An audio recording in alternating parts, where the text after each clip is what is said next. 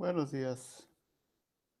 Retomemos entonces, a partir de nuestro concepto de dipolo, el estudio de lo que sería la magnetometría y cómo, o qué son cuáles son las ecuaciones que luego nos van a permitir hacer las prospecciones magnetométricas en función de las medidas que podamos hacer en superficie.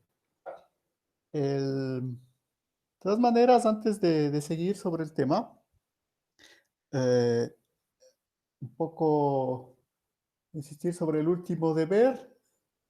Nada más como comentario adicional, eh, ustedes vieron que la diferencia que le salió, ¿no? Entre el radio del geoide y el radio del elipsoide de referencia, pues estaba en el orden de los centímetros, ¿no? Creo que salía 2 centímetros, ¿no?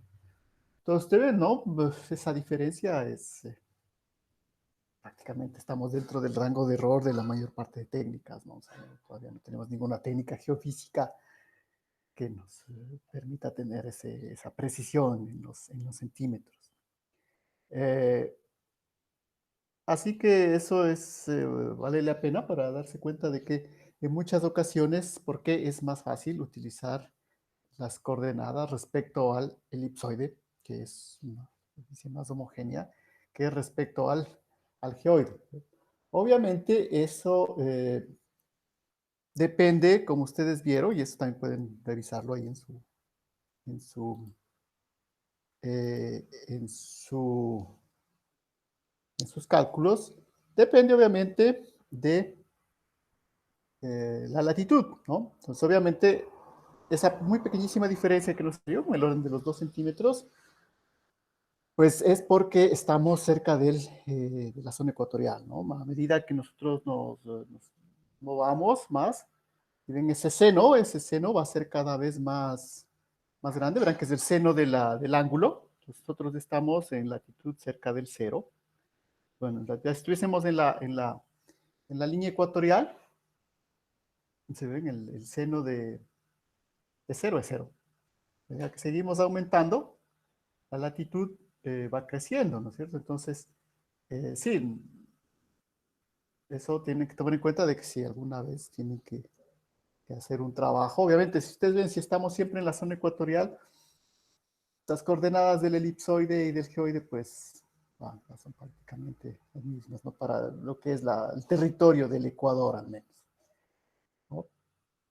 Pero si hacen, alguna vez les toca hacer estudios más latitud, latitud norte, latitud sur, pues ahí sí habrá ya una diferencia apreciable, ¿no? Entonces eso valía la pena. Verán que nosotros estábamos casi a -1, no, -1 grados ya, es la latitud de Atacapi, y pues ustedes ven que la diferencia es prácticamente imperceptible, ¿no? 2 centímetros, o sea, no sé, en los GPS más potentes que tenemos, sí, esos logran tener una precisión muy grande, ¿no? Pero dentro de las geociencias, pues 2 centímetros, saben que es una magnitud que no afecta demasiado, ¿no? O sea, entonces, eso respecto al ejercicio sobre la diferencia entre el geoide y el elipsoide, ¿no? Entonces, por eso, además, volver a insistir que esas figuras que muchas veces se presentan de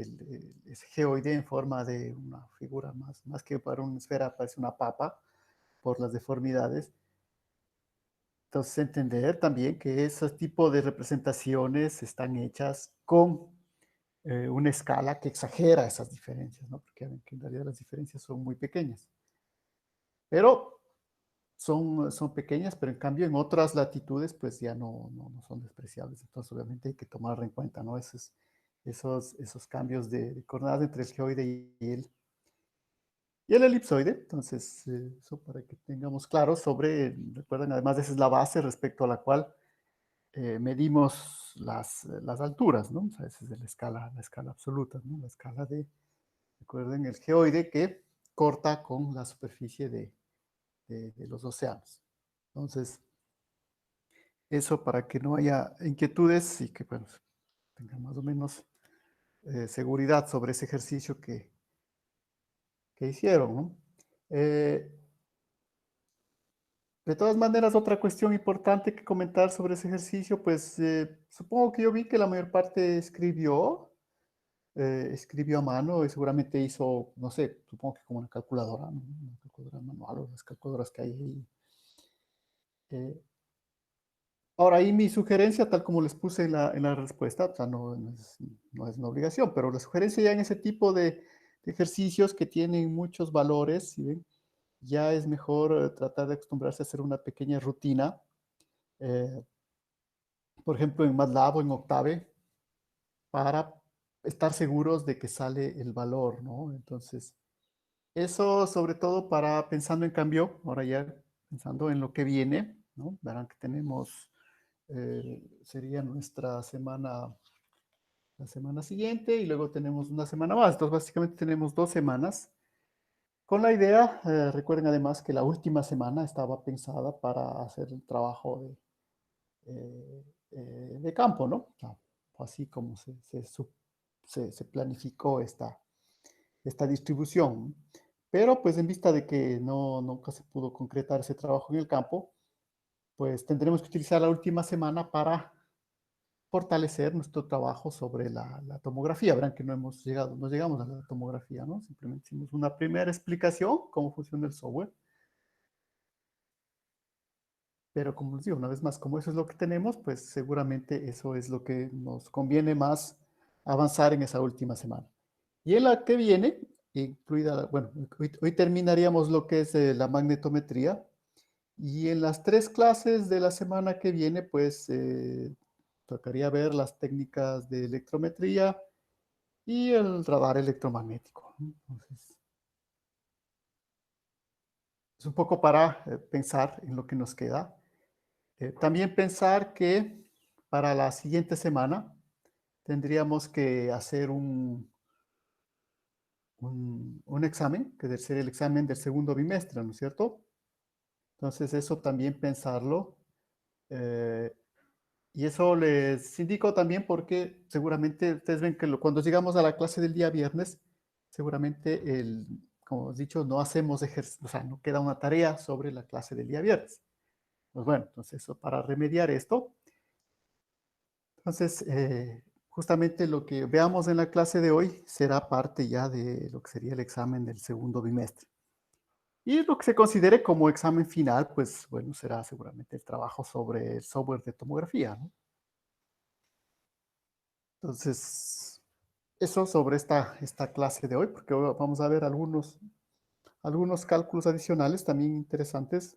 Así que, como les digo, no quedarán de deber, porque no estamos haciendo tareas los sábados, pero en cambio sí serán considerados para lo que sería un ejercicio, verán que es un ejercicio más del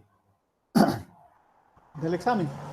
Y también de una vez les comento de que, sí, o sea, generalmente yo había pensado, o sea, cuando hacíamos, digamos, esta parte de estos ejercicios de magnetometría, utilizábamos un libro, obviamente un libro de ejercicios justamente que hay, que está en español además, que es otro texto que está citado ahí en la bibliografía y que tenemos en la biblioteca, una vez más, pero eh, el problema es que, como les dije, no sé si hicieron una primera búsqueda, pero generalmente esos textos que están en español eh, no es muy fácil que los encuentren, ¿no? Así que hay que adaptarnos un poco, porque realmente pues no les puedo pedir que ese libro lo revisen, ¿no? Al contrario de las otras cosas, como por ejemplo igual el ejercicio que pusimos ayer, ¿no? Que es un ejercicio de consulta, que las fuentes bibliográficas son muy extensas. Pero en cambio, los ejercicios sobre esto que vamos a hacer hoy, como les digo, podemos verlo de otros libros también, ¿no? Pero también la idea es, como eso les digo, es ir explorando algunos textos para que eh, veamos la variedad de formación que podemos tener. Entonces, como les digo, ese libro de textos es un libro de ejercicios de geofísica, ¿no? Que está la autora Buford, son 3 autores españoles, ¿no es cierto? Eh, lo tenemos en la biblioteca, pero pues difícilmente lo van a conseguir fuera de la biblioteca, ¿no? Entonces, Esa es la cuestión un poco, si ven, con los libros de texto cuando son en español. Los libros de inglés son más fáciles de conseguir porque, pues bueno, como los utiliza todo el mundo, en cambio los de español son un poco más restringidos. Así que seguramente seré yo el que tenga que ponerles el ejercicio acá, ¿no? No simplemente enviarles a revisar. Eh, Ahora estaba pensando también la posibilidad de la próxima semana ir porque yo también tengo ese libro, ¿no? Pero igual está en la universidad, ¿sí? Entonces, quizá yo pueda ir un poco a la universidad. Bueno, de todas maneras, les digo, si yo les paso al menos la parte del ejercicio que deberán hacer, eh, para aclarar también de una vez, ¿no? O sea, ¿a qué libro nos estamos refiriendo? Es este libro, que está en la bibliografía, ¿no? Pero les voy a mostrar la portada.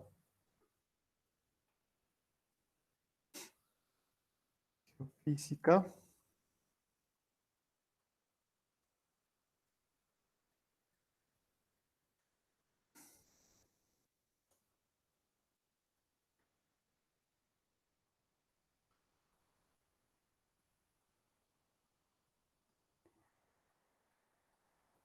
A ver, les muestro.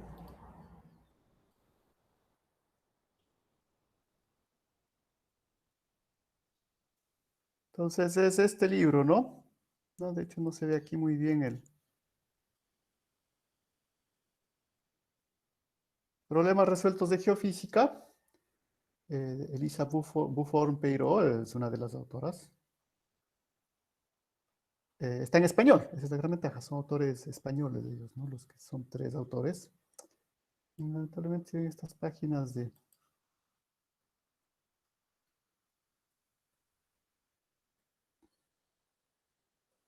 Hay una versión también en inglés, ¿no? Buffon, Carmen Pro y Agustín Udías. Entonces, ¿acuerdan? Agustín Udías es, en cambio, el autor este sismólogo que les había dicho, jesuita que escribió el otro libro, ¿se acuerdan ese que les mostré también de geofísica, que es muy teórico? ¿No? Entonces también colabora con este libro. Es la versión en inglés. Sinceramente, esa versión en inglés nunca la he visto. No sé cómo será, ni si tendrá el mismo contenido, pues bueno, no tengo idea. Pero existe, en realidad la original en este caso es la versión en español, ¿no? Es esta versión de la editorial Pearson, que es básicamente la que provee los textos, aquí en América Latina al menos. Entonces, sí ve, ¿no? Es, básicamente tiene estos tres capítulos: gravimetría, geomagnetismo, sismología. Entonces, sí, habla de geofísica, pero verán que se reduce en este caso a estas tres técnicas, ¿no? Eh, entonces, a nosotros nos interesa justamente unos ejercicios de geomagnetismo, ¿no? Pero como les digo, no, seguramente no lo van a poder encontrar, o sea, al menos de manera fácil, ¿no? Profe, una pregunta. ¿Este es el libro que para el examen? O sea, les insisto, sobre este libro vamos a hacer unos ejercicios de Ay, gravimetría. ¿De dónde sacar estos ejercicios? Pues de este libro, por si acaso. ya. Siempre es bueno dar la referencia, ¿no? Porque si no, dar la idea de que yo me he inventado los ejercicios. No, o sea, sí, hay un montón de bibliografía. Y como les decía, generalmente en esta fase del curso lo que les enviaba era que justamente vayan a la biblioteca, consulten el libro, lo revisen, ¿no? Y lo vean, básicamente porque está en español, ¿no?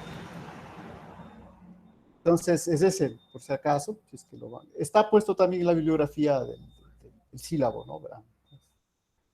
Este documento del sílabo, no sé si es que lo están revisando, pero ahí está, lista todo el detalle. Y eso lo plantearíamos como digo, un examen, seguramente, un examen bimestral para el siguiente viernes.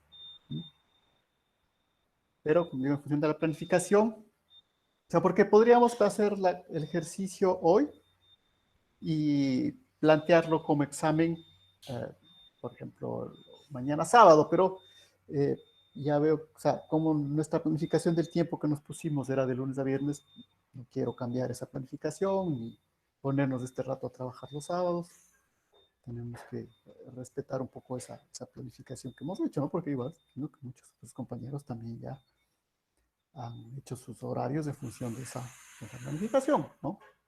Entonces, nada más por eso, ¿no? Entonces, pero por eso les insisto que eh, digo, generalmente la clase sobre la clase del viernes no hemos estado haciendo tarea, pero en este caso sí, sí la vamos a tomar de ahí, ¿no? Para el examen, para que pues se vaya, como siempre, si hay un problema, verán que por ejemplo en ese eh, esas fórmulas muy extensas a veces, hay por ahí algún signo, algo, ¿se ven? Simplemente un signo que cambiaba de la vez anterior, era más o medio, menos un Profe, medio, cambia bastante, ¿no? ¿Sí? profe, Ahí buen está la día. idea. No entendí, ¿vamos a tener examen el día sábado? Ah, no, no, no. O sea, yo les decía que una posibilidad sería hacer la clase de hoy, pues, como sobre esta clase haríamos la evaluación bimestral, haríamos el examen mañana, si quisiéramos tener una continuidad. Pero, digo, justamente me parece que no es una solución, ¿no? Porque pues, ya todos tendremos ya cosas planificadas. Entonces, lo que nos queda es hacer la clase hoy y esperar hasta el siguiente viernes, ¿no? Para hacer sobre ahí el examen, lo que sería el ejercicio. Verán que es un ejercicio más, ¿no? El ejercicio que corresponda al examen del segundo bimestre. Ustedes ven que simplemente es un ejercicio más de los que estamos haciendo, la única diferencia es que tiene un peso mayor en la calificación. Entonces no vamos a hacer el examen el sábado, ¿no? Esa es la idea. No, no hace falta desarmar toda nuestra planificación. Entonces, les decía justamente tener la idea un poco de las fórmulas que van a ir saliendo. Quizá estas son menos engorrosas que las fórmulas de la gravimetría, pero de todas maneras ya van a ver que son algunas, así que ahora, obviamente, como siempre, estarán en otros textos también, ¿no? Esa es la idea. Pero siempre hay que tener el detalle de que a veces, como son conceptos nuevos, no sé qué tan nuevo justamente resulta este concepto del dipolo, ¿no? Digo, dentro de lo que ustedes estudiaron en de magnetismo con Fabricio en tercer semestre, pues ya vieron muchos de estos conceptos. Pero, como les digo, generalmente esta aproximación del dipolo es algo muy específico del geomagnetismo. Si ya lo desarrollaron un poco, pues mucho mejor, ¿no? Por ejemplo, esta idea, ¿se acuerdan? Eso no lo he borrado, ¿no? Este es el potencial magnético, que es el que nos va a permitir obtener la ecuación, que definitivamente es lo que vamos a medir y luego vamos a representar en esos gráficos de colores que vimos la clase anterior. Entonces verán, ¿no? Les insisto sobre este concepto de monopolo. Bueno, ya no vamos a ir más allá, nada más que tener cuidado que ese monopolo pues es una abstracción teórica, ¿no? No es algo que verdaderamente exista en la naturaleza, aunque pues, también hablamos un poco sobre todas las discusiones de si existen o no existen los monopolos, pero por el momento no hay ninguna evidencia, ¿no? Entonces, eso también es importante, ¿no? Saber eh, diferenciar un poco los diversos tipos de evidencias que podemos tener, ¿no? Sobre la existencia o la veracidad de ciertos hechos físicos. Entonces, por ejemplo, esto del monopolo, dicen, ¿hay alguna evidencia? Sí, hay teorías que predicen que podría haber monopolios. Y más que teorías, son hipótesis teóricas, es decir, son eh, cuestiones un poco inconexas todavía. ¿Hay alguna verificación experimental al menos cercana? No, ninguna. Entonces, la respuesta es, ¿existe el monopolio? No, no existe. Pero tenemos esa gradación, ¿no? O sea, no son respuestas sobre las cuales nos estemos pronunciando que existe o no existe algo imaginario, ¿no? O sea, hay una teoría, desarrollos matemáticos, pero no tiene ningún apoyo, eh, ningún apoyo eh, comprobable en forma experimental, porque verán que la idea, algo físico requiere las dos cosas. porque la otra cosa es tener un montón de datos, pero si no hay una teoría detrás que englobe esos datos, tampoco podemos declarar una veracidad sobre esa afirmación. Y eso les cuento porque justamente un compañero suyo me estaba preguntando, bueno, no un compañero de otras carreras me estaba preguntando sobre, por ejemplo, la cuestión esta de lo que sucedió en el Coca-Codos, o en la cascada San Rafael. Entonces, sí, ahí hay que ser muy claros. O sea, hay una represa que se construyó, que de hecho es cierto, esa represa obviamente va a cambiar la dinámica del río, también es cierto, o sea, vamos a esperar que construya algo ahí. ¿Qué otra cosa? Igual, no verán que no es una represa en sí, ¿no? En realidad eso que está construido ahí es un desarenador, no hace falta tanto una represa en ese caso, por el caudal, ¿no? Hay tanto caudal que no es tanto una represa, sino es un desarenador más bien, para luego enviar eso por el túnel de descarga a la casa de máquinas que está al otro lado del codo, ¿no? Pero bueno, la idea es que, claro, o sea, si ves, son hechos inobjetables, o sea, sí, la cascada de San Rafael con el colapso también es un hecho inobjetable. Nadie puede decir, no, sí, sí colapsó.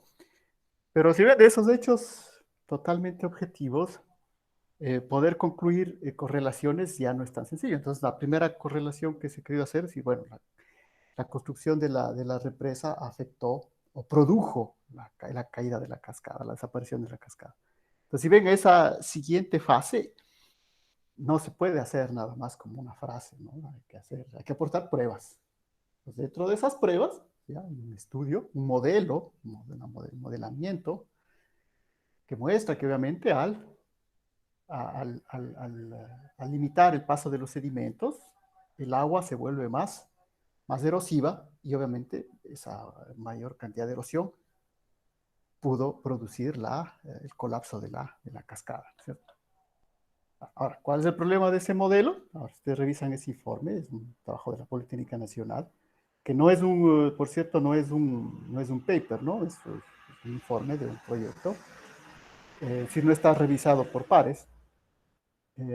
Así que, pues, tal como indican ese informe, el problema es que no se hizo el ajuste del modelo con datos después de la cascada, después de la represa. Entonces, si ven, ¿no? O sea, se corrió ese modelo, pero utilizando los datos que se tenía de sedimentos, de hidráulica, antes de la construcción. Entonces, ¿eso qué hace? Que, pues, uno diga, pues, la justeza de ese modelo, pues, es bastante cuestionable, porque igual al modelo, el informe al final dice, ¿no? Se recomienda que se debe hacer nuevos estudios de sedimentología para ajustar nuevamente el modelo a las nuevas condiciones, ¿no? Entonces, es el único informe que trata de relacionar un poco. Y ese trabajo obviamente fue hecho antes del colapso, ¿no es cierto? Entonces, de la cascada. Entonces, ustedes ven la justeza ahí entre un modelo teórico y unos datos experimentales que no permite concluir de manera fehaciente de que la construcción de la represa afectó a la cascada. Y en cambio existen los otros informes que dicen que, bueno, la cascada ya estaba, la estructura de la cascada ya estaba afectada desde muchísimo tiempo antes y que, pues, lo que observamos luego, pues, fue un proceso de erosión natural, ¿no? Que se hubiese dado con o sin la represa. Entonces, si ven, esa es la, eso es como están los hechos. Obviamente, si ustedes buscan, nadie ha hecho un paper sobre eso, es decir, nadie ha publicado algo que se ha revisado por pares, todos son informes. Digo, si ustedes revisan, hay más informes, al menos informes de geólogos, los informes de las mismas institutos ecuatorianos, ¿no? Tanto del CELE como de geología, que dicen que, pues bueno, era un fenómeno natural, que se esperaba ese colapso. ¿Que se podía hacer algo para evitar el colapso? Pues bueno, ahí es otra discusión, ¿no? O sea, si se podía ver. Ya son problemas más de geotecnia. Es difícil saber si se podía hacer algo. Y finalmente, pues bueno, el momento colapsó Lo que sí hay, ahí sí digamos, la preocupación es que una vez que se produjo el colapso, no se actuó inmediatamente para estudiar eso que estaba pasando, ¿no? Porque luego, obviamente, bueno, una vez que se colapsó, pudimos haber hecho algo para evitar que se siga erosionando, muy difícilmente, ¿no? O sea, la cantidad de material involucrado ahí tiene que llegar a un equilibrio, ¿no? Caer. Pero en cambio, sí, ahí viene la idea, ¿no? Pues para algo es la ciencia, sino porque simplemente para estar explicando lo que pasó, ¿no? Entonces, la idea es que sí, nosotros hubiésemos hecho estudios directamente, inmediatamente después del colapso, que es lo que se pidió, seguramente hubiésemos podido ver los peligros que luego se produjeron al romperse los oleoductos, ¿no? Entonces, eso al menos sí se hubiese podido de alguna manera evitar. ¿Sí? Si es que se hubiese actuado a tiempo. Ahora ya se están haciendo todos los estudios, obviamente todas las obras, pero al menos de esa parte de la ruptura de los oleoductos se hubiese podido evitar y obviamente evitar un proceso de contaminación. Entonces, esto, como les digo, justamente en función de los criterios de veracidad de la ciencia, ¿no? Ustedes ven, no es cuestión de sí o no aquí, ¿no? O sea, que hay un diverso grado de escalas, pero tampoco es que el conocimiento es relativo, ¿no? Es decir, no sé, o sea, no es agnosticismo esto, no, aquí sabemos todas esas cuestiones que yo les he manifestado, cuestiones, verdades objetivas, y no es cuestión de quedarse tampoco o sea, en respuestas dogmáticas, pero tampoco hay que quedarse con el agnosticismo, es decir, no sé nada, o sea, sí sé un montón de cosas, hay una serie de informes. Entonces, obviamente, ¿cuál es la conclusión? Al menos la mayor parte de informes, 3 informes, inclusive hay uno de los americanos también que estaban trabajando ahí, dicen que pues, es un fenómeno natural. Hay otro informe que se ha hecho que dice que podría haber una relación entre la construcción de la represa y la caída de la cascada. Entonces, si quieren ver, hay más personas que opinan de que no hay ninguna relación. Esa es la veracidad que tenemos hasta el momento. Por eso les digo, si es que algún momento desean probar que la represa tuvo un efecto sobre la cascada, pues va a ser esa sería una investigación, un paper de muchísimo impacto, ¿no? Porque son muchos valores que entran ahí, ¿no? Porque claro, una cosa es decir, mira, los sedimentos se retienen, el agua se vuelve más erosiva, pero hay que entender, por ejemplo, y eso, en cambio, sobre eso hay papers, que cuando se construyen represas, como se evita el flujo del agua, en realidad la erosión de los nick points, que se llaman estas cascadas, estos nick points, se reduce. Es muy estudiado en las famosas cataratas del Niágara, por ejemplo, en Estados Unidos y Canadá, ¿no? En esa frontera. Ahí hay estudios muy profundos que muestran de que a partir de que se empezó a construir represas, que ahí se comenzó desde los años 30, 40, 50, la erosión de la cascada, la erosión del nick point, disminuyó, ¿sí ven? No aumentó, disminuyó, ¿sí? Se hizo más lenta, porque precisamente había menos volumen y menos rapidez de agua, las represas controlaban. Entonces, si ven que hay dos factores, ¿no? El que se podrían compensar. El uno, el volumen de agua, el otro, los sedimentos. Generalmente, hasta el momento, el volumen de agua pesa muchísimo más que la cantidad de sedimentos retenidos. Entonces, eso nada más como una, como una muestra de lo que nosotros queremos que ustedes también alcancen luego como profesionales, ¿no? Es decir, la capacidad de hacer un análisis científico de la realidad. O sea, es ese el reto, ¿no? No se trata de hacer análisis de otro tipo, es un análisis científico. Entonces, partimos de datos, de teorías, de estudios, nos informamos, leemos, ¿no? Si es posible, aportamos, por ejemplo, en nuestro caso, con algunas imágenes de tomografía sísmica, juntamos toda esa información y pues obtenemos conclusiones, ¿no? Entonces, es algo que también sería interesante, ¿no? Les digo este caso específico de la cascada San Rafael, ¿no? Eh, entonces, eso, como les decía, venía a colación porque justamente Los compañeros de otras carreras me preguntaban sobre eso. Entonces, esto igual, ¿no? En las interpretaciones ya van a ver, una interpretación de los datos geofísicos, pues hay mucho de esto, ¿no? O sea, al ser una información que no es constatable directamente de manera positiva, sino podemos meter la mano ahí al sedimento y sacar y ver si pues tenemos que estar seguros precisamente de que las aproximaciones teóricas que hagamos nos permitan tener conclusiones de lo que estamos luego viendo, ¿no? Entonces, digo, la aproximación teórica fundamental es que todo lo que está debajo de la Tierra lo vamos a aproximar pensando que son dipolos. Vamos a decir, pero hay unas barras ahí. No. O sea, de hecho, ya van a ver que inclusive el magnetismo terrestre, que es también lo que solo queremos escribir ahora, lo aproximamos pensando que hay un dipolo ahí. ¿Sí? Pero una vez más, no vayan a pensar que en realidad hay un imán de forma así alargada que está enterrado ahí. Es la aproximación teórica que tenemos que hacer, porque las formas que puede tener eso son muy, muy, muy difíciles de encontrar, ¿no? ¿Sí? Pero, entonces, si ven, esa es la idea entre la teoría y, la realidad, ¿no? Entonces, digo, porque aquí cambios cuando hemos hecho esta parte del curso, siempre he sentido que al final terminan con la idea de que hay unas barras magnéticas enterradas ahí abajo, o que en el caso de la Tierra hay un imán gigante metido ahí, y eso no es así, ¿no? El proceso de magnetismo terrestre es muchísimo más complicado. Esa complicación nosotros la simplificamos, decimos, vamos a considerar esto así, en esta simplificación.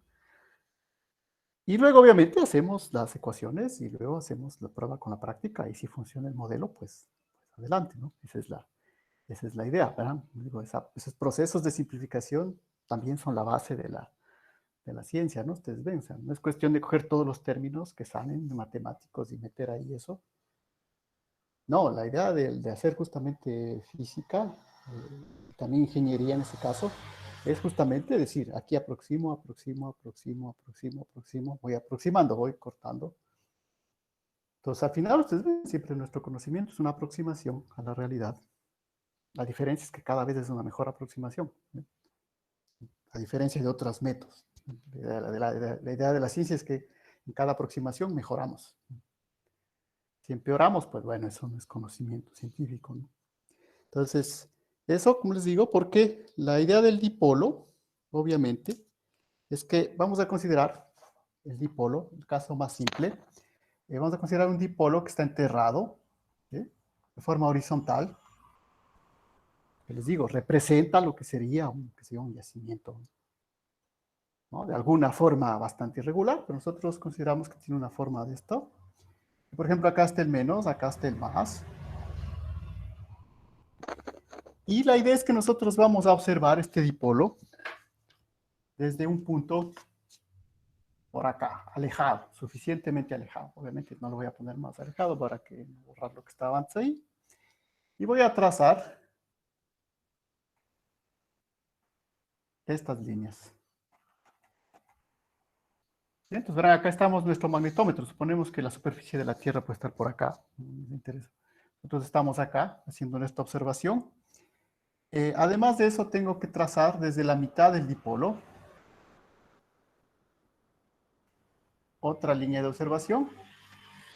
Y aquí hay algunos ángulos que se me forman. Entonces, se me puede formar este primer ángulo. ¿Ven? El ángulo teta. El ángulo que va desde la mitad del dipolo hasta el punto de observación, ¿no? Esa línea directriz me forma un ángulo. Luego tengo unas distancias. Entonces, si bien esto de aquí hasta acá le puedo llamar la distancia negativa, la distancia hacia el polo negativo. Esta de aquí hasta acá, la distancia hacia el polo positivo. Y esta distancia hacia el centro del dipolo le voy a llamar la distancia R. ¿Sí, no? La distancia al polo negativo, la distancia R, la distancia al polo positivo. ¿Qué más puedo hacer yo aquí? Pues bueno, yo puedo trazar una perpendicular desde este punto positivo acá.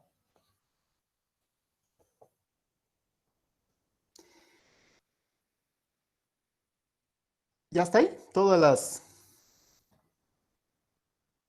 las cosas justas, matemáticas y exactas que puedo yo hacer, porque van a ver que aquí viene una serie de aproximaciones que, pues les digo, cuando esto le muestran a un matemático, le sorprende un poco las aproximaciones que hacemos, ¿no? Entonces, verán, la primera aproximación que voy a hacer, voy a decir que este ángulo, verán que este es el que me interesa, ¿no? Pero voy a decir que este ángulo de acá, como esto está bien lejos, este ángulo θ es el mismo de acá. Es una aproximación, ¿verdad? No es la realidad. O sea, los ángulos difieren, ¿no? No es el mismo, ¿no? El ángulo es tomado como el de acá. Pues bueno, va a ser esta primera aproximación. Estoy diciendo, ¿qué me estoy diciendo con esto? Que estas dos líneas son paralelas, ¿no? ¿Qué me implica eso? Me implica que para que funcione mi teoría, luego voy a estar a una distancia suficientemente grande del dipolo. Es decir, que en esto lo que estoy diciendo es que R, la distancia, tiene que ser mucho, mucho mayor. ¿Qué cosa? Que esta distancia, que va a ser la distancia C, ¿verdad? Entonces, la distancia C. La distancia entre el negativo y el positivo es la distancia C. Entonces, si ven, esa aproximación es fundamental. Eso quiere decir que esta teoría no me va a servir si yo tengo mi man que tengo por aquí y me acerco mucho ahí a tratar de medirlo. No, o sea, esto no. Entonces, ¿a qué distancia? Si este es mi dipolo, bueno, en este caso mi dipolo es este de acá, ¿no es cierto? Entonces, más o menos son, qué sé yo, 3 milímetros. ¿A qué distancia deberé situarme de este dipolo? 1 metro, 5 metros, bueno, también depende. Si me pongo demasiado lejos no voy a medir nada. 3 veces, 4 veces la distancia. Entonces, ven, no hay una cifra de exactitud ahí, ¿no? Simplemente digo, tiene que ser mucho más grande, ¿no? Lo único que tengo claro es que si me pongo a 2 milímetros de mi imán, lo que voy a demostrar aquí no tendrá ninguna validez, ¿sí? Entonces, vean, ¿no? Primera aproximación. Con esta primera aproximación yo puedo encontrar este valor de acá. ¿Sí? Verán que este es un triángulo rectángulo, este es la hipotenusa C, este es el ángulo θ. Por lo tanto, este cateto, que es un cateto adyacente, vale C por el coseno de θ. Ninguna aproximación ahí, todo hasta ahí, trigonometría, pero esa aproximación del ángulo θ ya es importante. Entonces, ¿qué voy a decir yo? Ustedes ven qué es lo que he acabado de encontrar ahí. No, todavía no necesito borrar. La distancia negativa. Ahora, verán que también es relativo aquí, ¿no?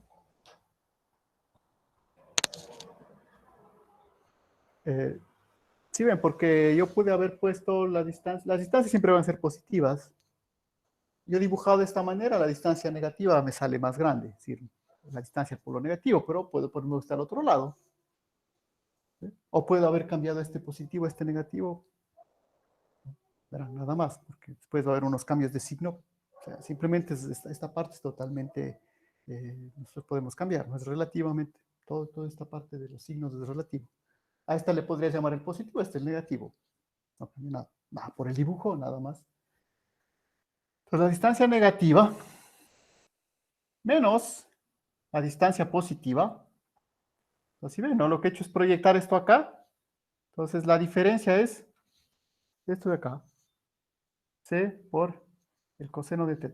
Donde C, una vez más, es la distancia no se llama radio en este caso, ¿no? Sí. Sería la longitud del dipolo, ¿no? Que vamos a ver que al fin y al cabo es una magnitud que es también muy importante, ¿no? Esta longitud del dipolo que le estoy llamando C. Luego, y por eso no había borrado esto, ¿sí ven? Ahora sí voy a calcular mi potencial magnético producido por cada uno de estos monopolos, de este y de acá. Entonces, lo mismo que tengo acá, Nada más que ahora le voy a aplicar a este monopolo, a estos dos monopolos. Entonces será el monopolo M sobre la distancia positiva, ¿sí? Podría ser este, menos el mismo monopolo, suponiendo que es el mismo monopolo del otro lado, sobre la distancia negativa.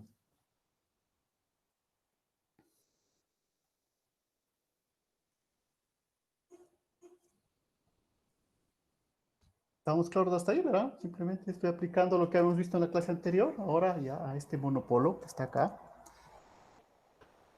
Y bueno, de ahí vienen las aproximaciones, ¿no? Entonces, esto lo puedo escribir como... verán que ese valor del monopolo todavía no hemos dado, ¿no? ¿Qué mismo significa? M. Recuerden que también hay unas constantes que están implícitas ahí, ¿no? ¿Se acuerdan? Ese 4pi y el valor de la permitividad del vacío. Bueno, todo eso está incluido aquí. Entonces aquí me va a quedar de positivo, de negativo, y me queda de negativo menos de positivo. Mínimo común, negativo menos de positivo. ¿Y para qué me sirve esto? Pues bueno, veo que de negativo menos de positivo es c por el coseno de teta. Me queda m, c por el coseno de teta. Y acá este producto, ¿sí ven? Yo lo puedo igual aproximar en segundo orden, ¿no? Verán que estoy haciendo la idea de que estoy a una distancia muy grande. Por lo tanto, este producto de estas dos, cuando esto es bastante grande, va a ser igual, aproximadamente igual al producto de esta distancia que está acá. ¿Sí? Y van a ver que esa ecuación que obtengo ahí es la ecuación de base del potencial de mi dipolo.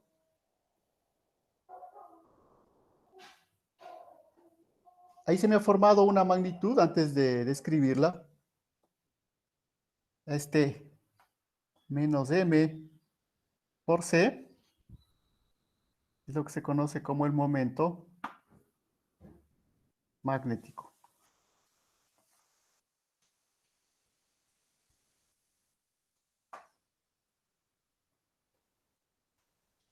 Ahora, este momento magnético, ya van a ver, tiene algunas unidades sobre las cuales yo puedo expresar su validez, porque en realidad verán que supone que este c es una longitud. A veces me pueden dar el momento magnético, o solo el valor del monopolo, y también me pueden dar el valor c, que es la distancia. Depende. Si bien depende del fenómeno que esté estudiando, ¿no? Entonces hay mucho cuidado. Ustedes ven que le he puesto con un signo negativo. ¿Por qué? Pues bueno, como les decía, ¿no? Simplemente van a ver que nos conviene que esto se quede con signo negativo, que es exactamente lo que hubiésemos obtenido si hacíamos del otro lado de acá, ¿no? Si ven, hubiera sido de negativa menos de positiva, iba a salir un signo negativo ahí. Entonces, es por un asunto de definición. Por lo tanto, y ahora sí vale la pena, yo creo que voy a borrar por acá arriba.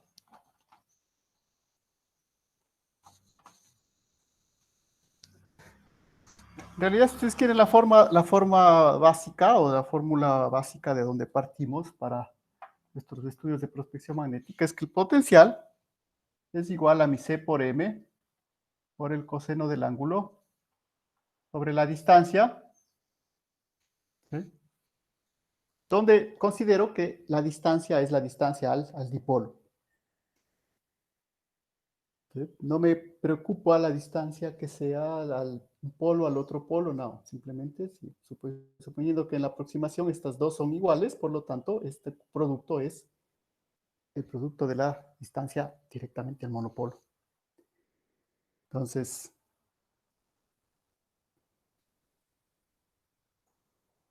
esa es la fórmula básica, si ustedes quieren, que me va a permitir obtener todo el resto de las siguientes aproximaciones.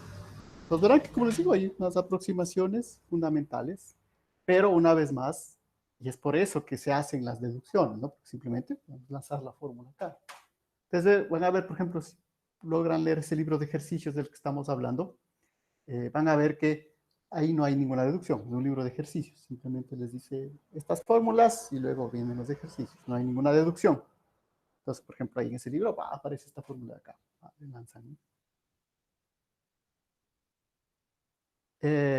¿Cuál es el problema? El problema justamente es que nos perdemos de entender estos detalles, ¿no? O sea, que para que funcione lo que estamos haciendo, tenemos que alejarnos lo suficientemente de nuestro dipolo, ¿no? Entonces, son pequeñas aproximaciones que, como les digo, solo tienen sentido cuando uno ve la deducción de estas formas, es decir, de dónde vinieron. Entonces, las aproximaciones que hemos ido haciendo. Entonces, tenemos la fórmula fundamental. No hay ninguna inquietud, ¿no? Puedo borrar. Porque a partir de esto, pues, viene todo el siguiente trabajito, que es hacer un montón de derivadas. No las vamos a hacer todas seguramente. Porque la idea de ahora es que recuerden que lo que en realidad necesitamos es el campo. ¿Eh? No necesitamos el potencial, necesitamos el campo. Pero la ventaja es que podemos encontrar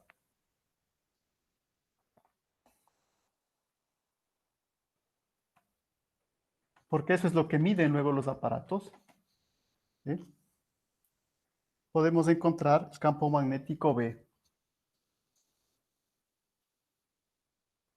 ¿Sí? Y aquí van a ver que generalmente en estas coordenadas, dependiendo del tipo de coordenadas que estemos utilizando, va a ser más importante trabajar en coordenadas esféricas, si por ejemplo estamos viendo el magnetismo de toda la Tierra, o en coordenadas rectangulares si estamos viendo un dipolo más pequeño, ¿no? Pero por ejemplo, nada más para tener una idea, cómo alcanzaríamos o cómo encontraríamos, por ejemplo, el campo magnético en coordenadas,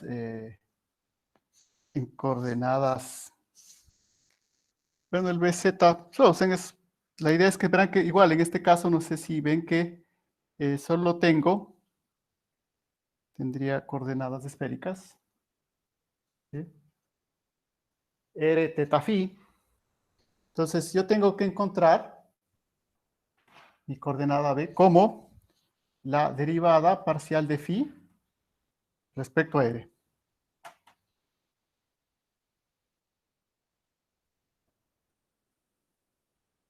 Está de más este, ¿no? Perdón. Pues, ¿qué hago? Simplemente tengo que derivar esto respecto a R. Cm coseno teta son...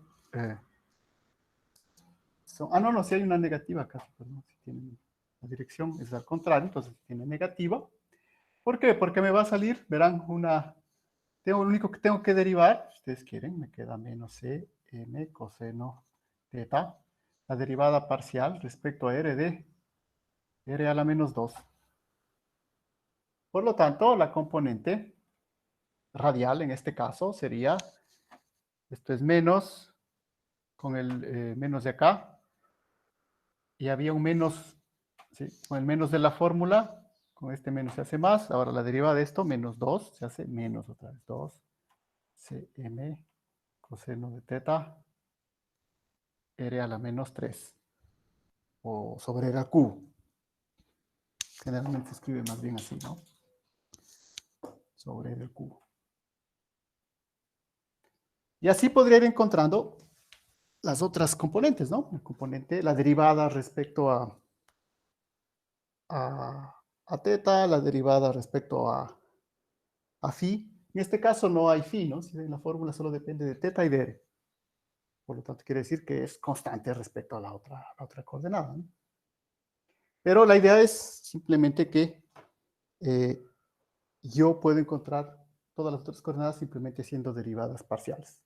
Encuentro el campo en sus tres componentes. Entonces, ven aquí la diferencia, ¿no? Esto es un escalar, por eso se trabaja en potencial.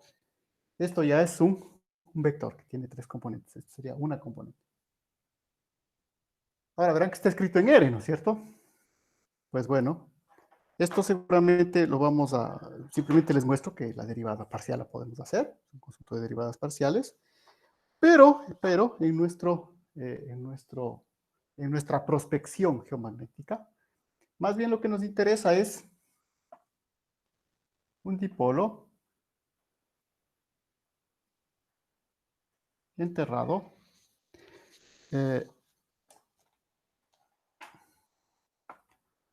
a una profundidad T.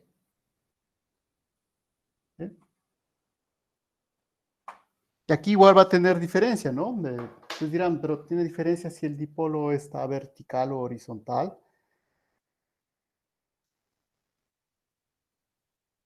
Si ve, en principio no, porque verán que estamos suponiendo que estamos bien lejos, ¿no? ¿Sí? Lo único que sabemos es que hay un dipolo de una distancia. Entonces, una vez más, le insisto, la idea es que esta prospección no les va a decir que debajo del suelo hay unas barras magnéticas. No, simplemente hay unos dipolos magnéticos. Entonces, eso, unos dipolos magnéticos de dimensión conocida, de dimensión R, perdón, de dimensión C, que es la distancia del dipolo. ¿Sí? Si volvemos a ese grafiquito de colores que vimos la clase anterior con el software de magnetometría, entonces ven, hay el tamaño de esas perturbaciones, ¿sí? Es el tamaño de los dipolos que estamos detectando, ¿no? Entonces, eso, mucha atención, ¿no? O sea, aquí la idea no es saber si tenemos una barra acostada. Sí, sí va a afectar, obviamente, que tengamos luego una barra que está, un dipolo que esté a un cierto ángulo, ¿no es cierto? Eso sí, esto nos va a permitir ver esta. Pero en principio, lo único que tenemos que hacer aquí es simplemente reemplazar en nuestra fórmula. Yo tendría mi potencial, bueno, el Cm, sigue igual. ¿Y qué necesito reemplazar ahí? Pues bueno, necesito reemplazar el coseno del ángulo. Entonces el coseno del ángulo, creo que ya lo puedo dibujar por acá.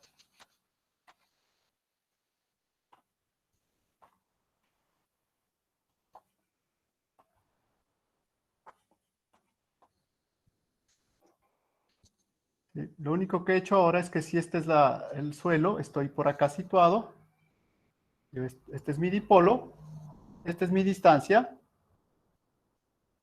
¿Sí? Es la distancia que estoy tomando, es la distancia R. Este es el ángulo, θ. Y esta es toda la profundidad, ¿sí? Esta sería una coordenada que le llamo Z, y esta sería la profundidad D.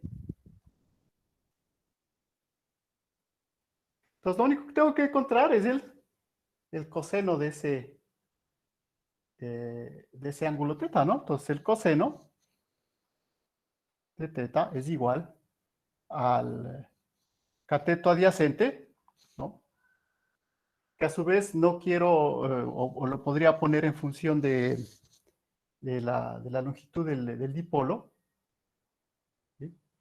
Entonces, esto se podría hacer cateto adyacente C sobre 2R. Aquí ustedes van a ver, igual viene la aproximación, porque no me interesa en este caso escribirlo con este valor que podría ser, ¿sí? Geométricamente. Dice, bueno, ¿y por qué no escogemos esto? Que lo podemos hacer. Esto vale C sobre 2. Los cateto adyacente sobre hipotenusa. ¿Por qué? Porque estoy perdiendo las variables que las que quiero investigar. Entonces, esta definición no me ayuda. Entonces, ¿qué tengo que hacer? Pues bueno, simplemente es un triángulo rectángulo. Esto que de acá, ¿cuánto vale? Esto vale R cuadrado menos D más Z al cuadrado, todo esto a la medio. Entonces, el coseno es todo esto de acá, R cuadrado menos D más Z al cuadrado a la medio. Todo sobre hipotenusa, R. Entonces, ven, otra aproximación. Pues hay que saber por dónde tomo las variables que me permitan hacer los cálculos, ¿no? Entonces, Sí, al principio decir, bueno, esto yo sé que vale C, ¿para qué le estoy? No, es que la cuestión generalmente es que yo conozco esto como un todo. C por M es un momento magnético que van a dar. ¿Sí? Entonces, sí, son cuestiones sencillas a veces de trigonometría, pero tenemos cuando hacemos estas deducciones, siempre tenemos dos caminos. ¿Sí? Es decir, pero acá está más difícil. Sí, es más complicado, pero en cambio acá me guardo, o sea, en mis ecuaciones van a guardar esto que quiero conocer. Por ejemplo, voy a conocer cuánto vale la profundidad de, o cuánto vale Z. ¿Sí? En cambio, el otro se me va a simplificar. Voy a llegar simplemente, no sé si vean lo que vaya a pasar. ¿Sí? Luego se va a simplificar, nada más, me va a llegar, voy a llegar que teta queda en función de, el potencial queda solo en función de R, ¿no? Es decir, llego a la misma ecuación que tenías antes, M sobre R. ¿Sí? Vamos a decir. Bueno, entonces haciendo este reemplazo acá, ¿sí? Pueden reemplazar, verán que acá hay un R cuadrado con este acá, entonces acá me queda este al cuadrado serían 4 medios, más un medio de acá, 5 medios, verán que esto va a la inversa, 5 medios. Voy a llegar a algo como lo siguiente, Z más D, todo sobre, y ahora igual puedo encontrar mi R. Yo puedo encontrar también ahí mi R, lo puedo definir en función tanto de la profundidad. Verán que aquí estoy suponiendo que estoy directamente sobre esta línea de acá, pero puede ser el otro caso. ¿Sí? Que yo tengo mi dipolo acá. Aquí está un X0 que he establecido para medir y respecto a eso estoy haciendo la medida acá. ¿Sí? Entonces, puedo moverme, y es la idea, ¿no? Desplazarme en X a lo largo de toda mi prospección. ¿No? Y R definitivamente lo voy a poner en función de estas otras variables. Por lo tanto, me va a quedar, verán que solamente es como... De hecho, esto podría ser otro ejercicio más, porque hay algunos cálculos algebraicos. Z más D al cuadrado a la 3 medios. Bien, al final, puedo evitar inclusive la distancia R. Puedo dejar todo en función de X, de D. No le subrayo tampoco la fórmula, porque van a ver que no es la fórmula final. Solamente les muestro cuál es la idea. Aquí, no, la idea es tener aquí un punto de observación arriba del suelo, irnos desplazando la distancia X y partir de esta fórmula que tenemos acá para encontrar en este caso el potencial. Y una vez que tenga el potencial, ¿qué tengo que hacer? Pues bueno, eso no voy a medir en mi magnetómetro. En el magnetómetro lo que voy a medir es el campo. Entonces, ¿qué tengo que hacer? Tengo que derivar. En este caso, tengo que derivar respecto a Z, respecto a X para tener las componentes del campo, que efectivamente son las que se van a medir.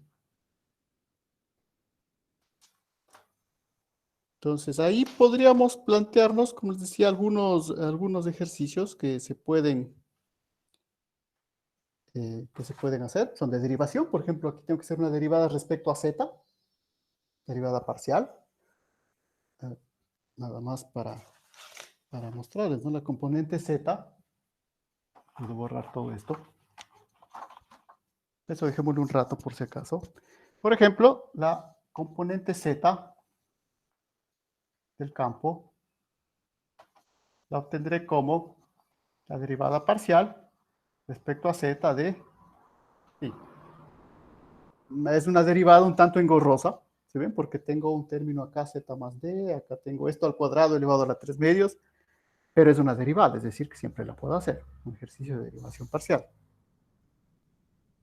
¿Sí? Entonces me quedará nada más para como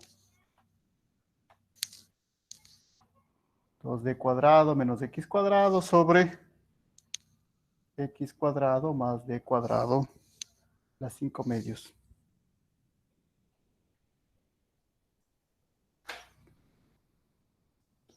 Entonces, así voy encontrando la componente, en este caso, desde la componente, luego tendría que hacer la derivada respecto a x para encontrar la componente x. Entonces, y obviamente estas curvas de acá, ya van a ver, son las que me permiten luego interpretar lo que estoy observando dentro debajo de la Tierra, ¿no? Porque el primer gráfico, recuerden esa técnica, ese software que les mostré inicialmente en la clase anterior, lo que me permitía ver eran las longitudes de los dipolos.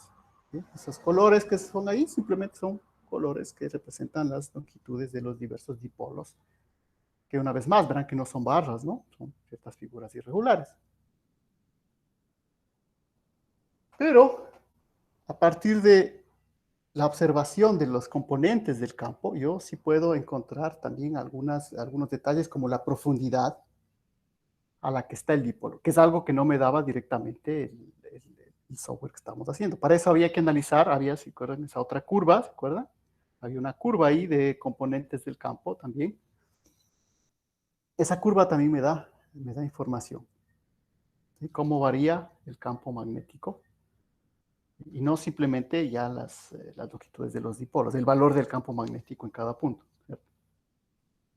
Pero ustedes ven, todo viene de la aproximación de acá, ¿no? De considerar mi potencial. Y a partir del potencial, luego hacer las derivadas parciales para encontrar las componentes del campo. Entonces, bueno, no le voy a hacer la de la X, que podríamos tener ahí de referencia. De todas maneras, esto está en el libro de Curie, si necesitan revisar. Como les digo, pues, como siempre podemos hacer una u otra parte de los ejercicios aquí, ¿no? La cuestión es que, bueno, ustedes van a ver, tengo dos componentes. Una componente Z, en este caso una componente que depende de X. Tengo dos componentes, una vertical y una horizontal. Ahora, ¿es suficiente eso para determinar o para hacer mis estudios, mis mediciones geomagnéticas? No, porque igual que sucedía, ¿se acuerdan? En el geoide, yo no puedo olvidarme de la Tierra aquí, ¿no? Del resto y la Tierra obviamente tiene un magnetismo propio. Y ese magnetismo propio hace que todavía me falte considerar otros elementos ahí antes de poder ya ponerme a interpretar verdaderamente estos valores de Z, ¿no? O de X, o del campo horizontal, componente horizontal o vertical. Entonces esto, creo que podemos ahora sí borrar.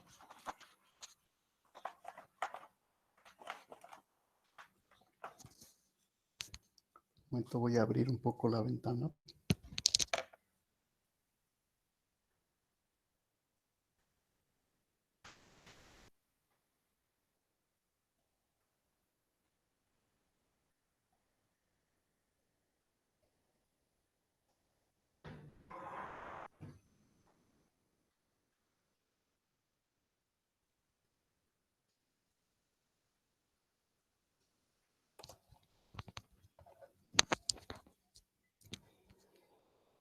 Entonces, nosotros sabemos que existe el campo magnético. De hecho, ustedes como estudiantes de geología, en sus materias de geología, pues los elementos fundamentales para la geología es la brújula.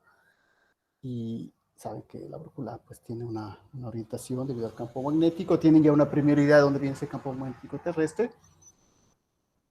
Por el momento, en esta parte al menos, no nos interesa, aunque sería también importante saber, ¿no? Pero la idea es que cuando yo hago una medición sobre el suelo, entonces yo voy a pensar que tengo mi superficie por acá, ¿no? Este es el suelo. Este suelo, o esta superficie, está apuntando al norte. Al norte magnético. Entonces aquí verán un problema, porque igual saben que no hay norte magnético y un norte geográfico. Bueno, hay un norte magnético. Y la idea es que el campo que yo estoy midiendo, ¿sí ven? Es decir, lo que yo mido con mi con mi magnetómetro, podemos imaginarlo o reducirlo a como que se iría con una brújula y esa brújula es afectada por las componentes del campo. Entonces, obviamente, si fuese solo la brújula solita la que afecta, esto apuntaría al norte. Entonces, una vez más, verán que no es así. El magnetómetro no es una brújula. Verán que hemos hablado de eso el pasado. No, entonces el magnetómetro me va a medir un campo, una componente del campo, que yo la puedo dibujar.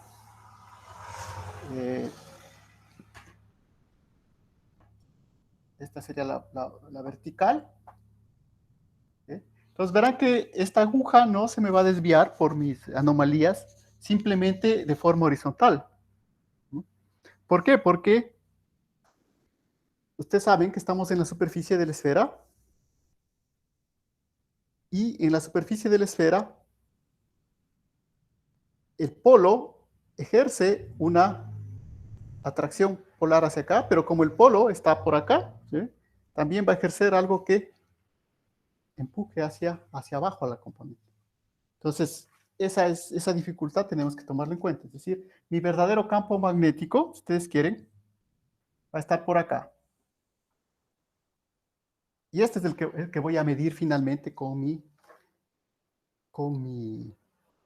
aparato, ¿no? Entonces, ¿cómo lo voy a descomponer? Pues bueno, yo necesito descomponerlo. Entonces, una componente horizontal, voy a proyectar horizontalmente. Esta componente horizontal obviamente le voy a llamar H. Y va a tener un ángulo con el norte, que es la D. La declinación. Y verán, de la componente horizontal, ahora hacia abajo, voy a medir otro ángulo, que es la inclinación. Y luego verán que como está hacia abajo, también va a tener una componente en Z, que le voy a llamar la componente Z. Entonces verán que la H no es que la he proyectado directamente sobre el eje norte y sur. Generalmente se trabaja así, ¿no? O sea, la componente horizontal proyectada sobre el plano horizontal y la componente Z. En el caso de acá, esta componente horizontal solo tiene una componente en X, ¿sí? No hay diferencia en el otro eje. Entonces verán que hay esta dificultad adicional, ¿sí? De las medidas del geomagnetismo. Hay que considerar el campo magnético terrestre. El campo magnético terrestre no solo atrae en lo horizontal, sino también atrae hacia abajo, ¿no? De hecho, hay algunas brújulas que miden eso, son las brújulas de declinación, justamente, ¿no? Pueden medir las brújulas de declinación, son las que midemos nosotros, pero también hay las brújulas de inclinación del campo. Porque en general necesitamos las dos componentes de esa atracción. Y esas dos componentes, si ustedes quieren, son las que generalmente se deben graficar, ¿no? Que tanto la componente total entre lo que mide mi magnetómetro de mi dipolo que está enterrado, más la componente propia del campo terrestre. ¿Sí? Lo mismo, ¿no? La componente sería la Z total. Lo que voy a verdaderamente a graficar yo esta sería la que me genera la Tierra. Y esta sería la componente horizontal que me genera la Tierra, más la componente horizontal que mide mi magnetómetro debido a mi... Ven, esta sería la delta Z, la que genera mi dipolo, pero también tengo que conocer esta de acá, ¿no? Entonces, un trabajo importante dentro de la magnetometría es, primero, tener bien esta componente de acá, ¿no? ¿Sí? Las componentes del campo magnético terrestre. Con el mismo aparato, ¿no? Obviamente, pero hay que tener a medir bien esa base, ¿no? Es un proceso de calibración bastante trabajoso inicialmente. O sea, si no es cuestión de llegar con el magnetómetro y poder tomar las medidas y ya está, ¿no? O sea, primero hay que calibrar porque estas componentes terrestres no pueden ser obviadas, ¿no? Entonces, cuando nosotros hacemos, en el caso de que sea un dipolo enterrado, ¿sí? Podemos graficar estas componentes, tanto la Z, la H o la X en este caso no la escribí, pero más o menos me va a quedar algo como esto. Bien, voy a escribirla, voy a dibujar más bien. Bien, esta curva va a ser la componente horizontal y voy a dibujar con otro color.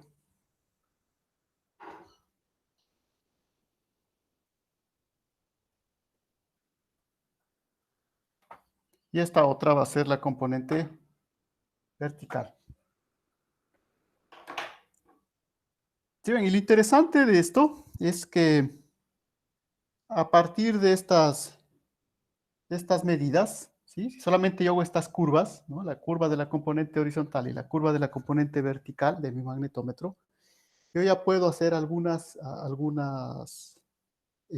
estimaciones, ¿no? ¿Sí? Verán que este sería el eje X, ¿no? Este es el eje X. Entonces, por ejemplo, esta distancia que yo veo más o menos, verán, ¿desde dónde, no? Desde aquí, desde donde comienza la vertical hasta el máximo del horizontal, sería mi distancia X. ¿Sí?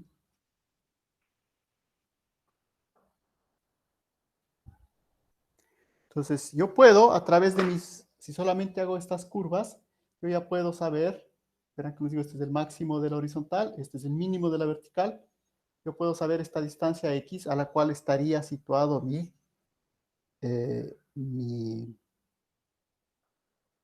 dipolo. ¿Sí? Entonces, ustedes ven, por eso generalmente lo que veo ahí es un gráfico en X y en Y. Obviamente ahí lo que voy haciendo es en las dos direcciones, ¿no? ¿Pero por qué? Porque analizo y saco directamente esta componente y son esas distancias las que va dibujando ese programa que estamos viendo ahí. Entonces, es algo que en principio puedo conocer. Lo otro que también me permiten conocer estas curvas, y ahí vale más bien mostrarles directamente es del libro, porque es una curva un poco más engorrosa de hacer. No vale la pena, sabiendo que tenemos directamente aquí la curva mejor graficada.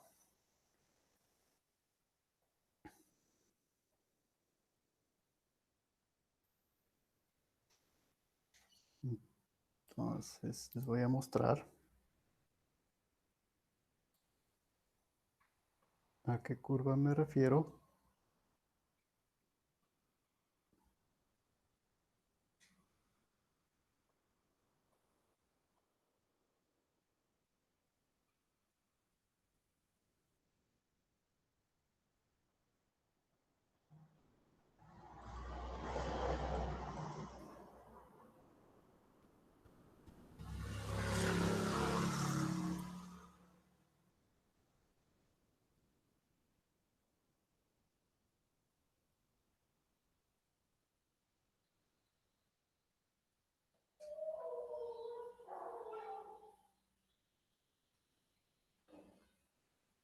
A ver si tengo otro.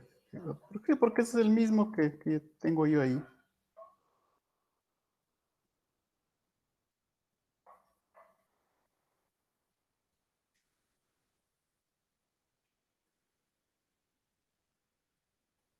No, no, creo que más del que yo les he mostrado. Pero bueno, ya que abrí el libro, pues nada más mostrarles que exactamente es lo mismo, ¿no? No, yo pensé que podíamos ver otro caso un poco más complicado que ese que estoy mostrándoles ahí. Pero bueno, ya que abrí el libro, pues.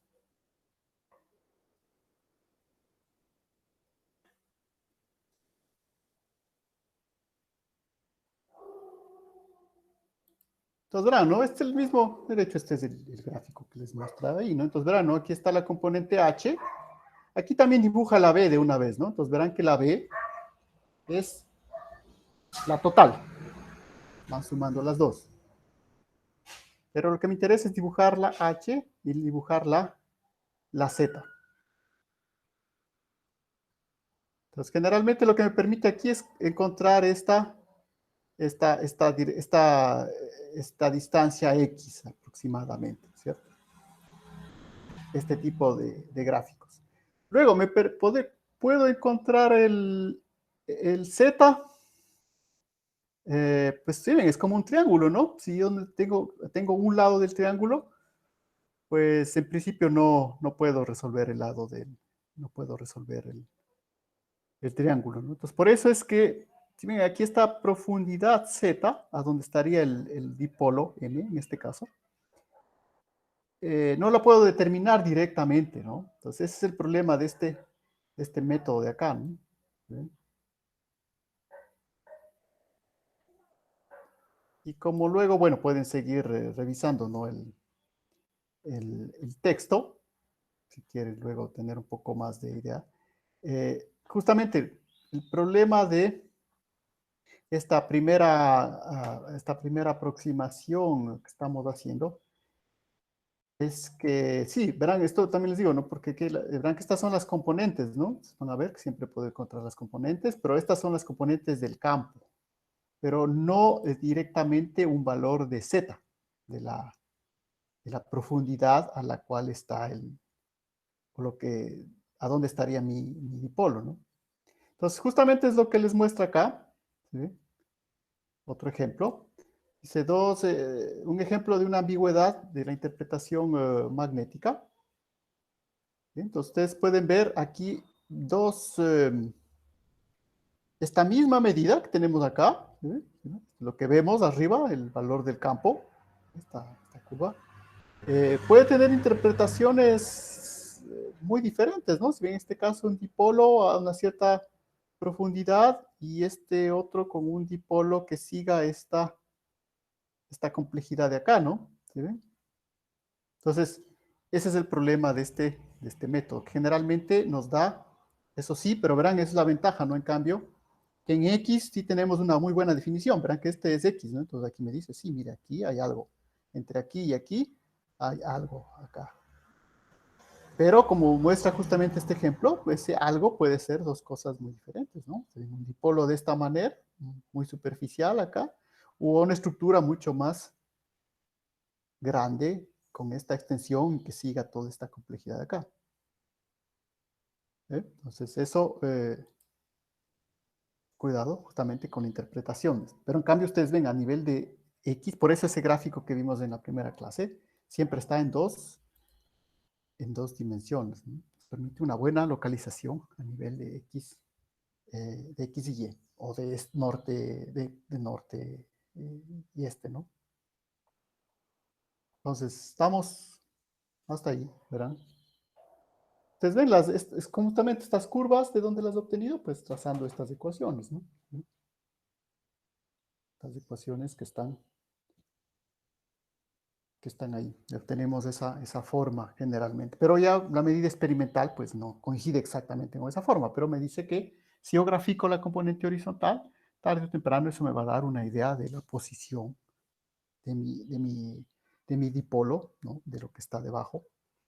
Ahora, lo mismo podemos hacer, en este caso era un dipolo horizontal, ¿no? Puede ser también un dipolo que tiene un ángulo. Es otra dificultad adicional que también nos puede dar una idea de la inclinación de ese dipolo. Y por lo tanto, la inclinación del estrato, ¿no? Si buscamos un estrato que tiene una cierta capacidad magnética o una susceptibilidad magnética, verán que será el deber de ayer. Entonces, espero que lo hayan.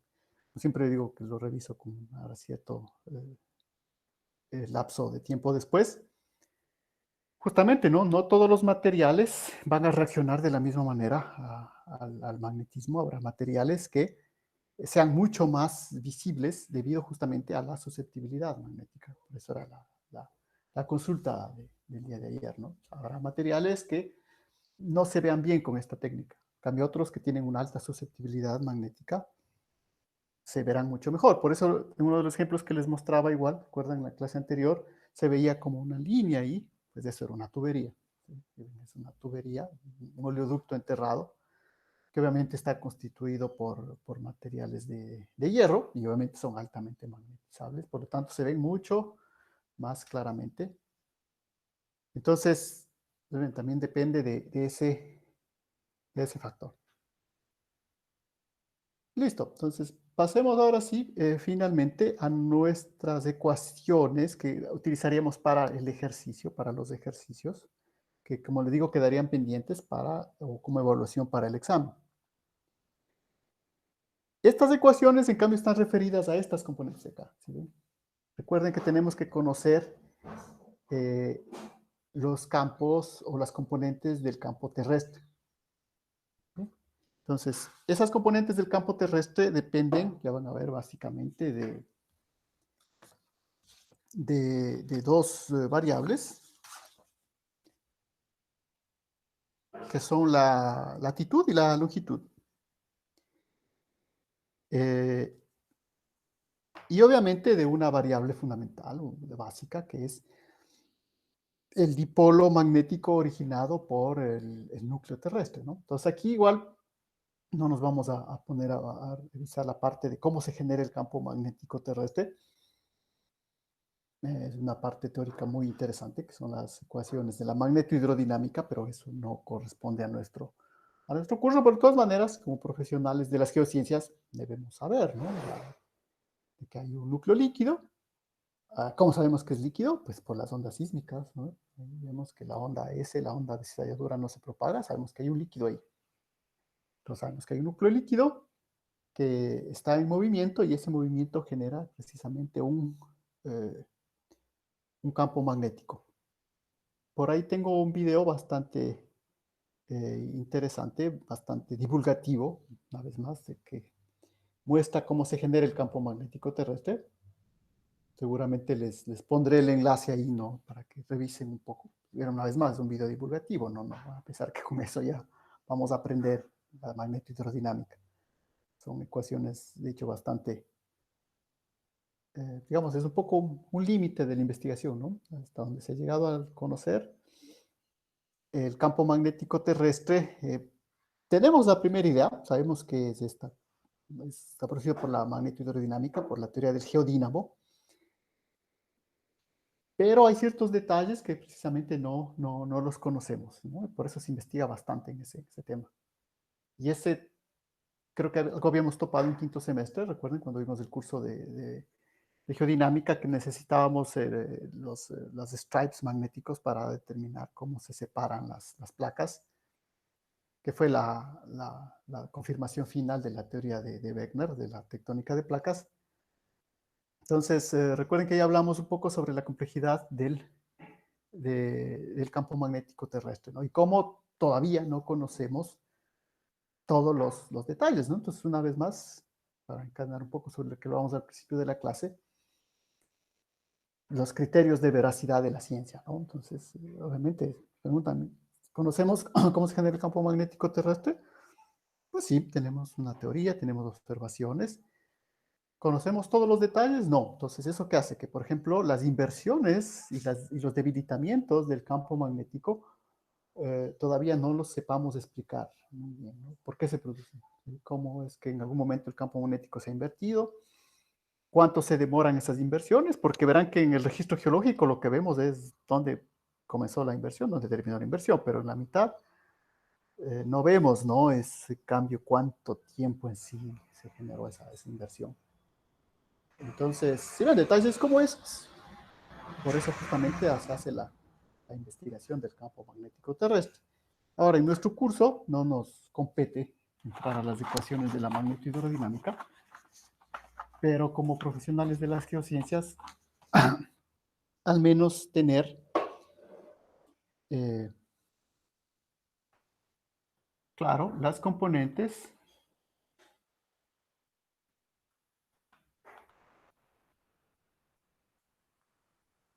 del campo magnético terrestre.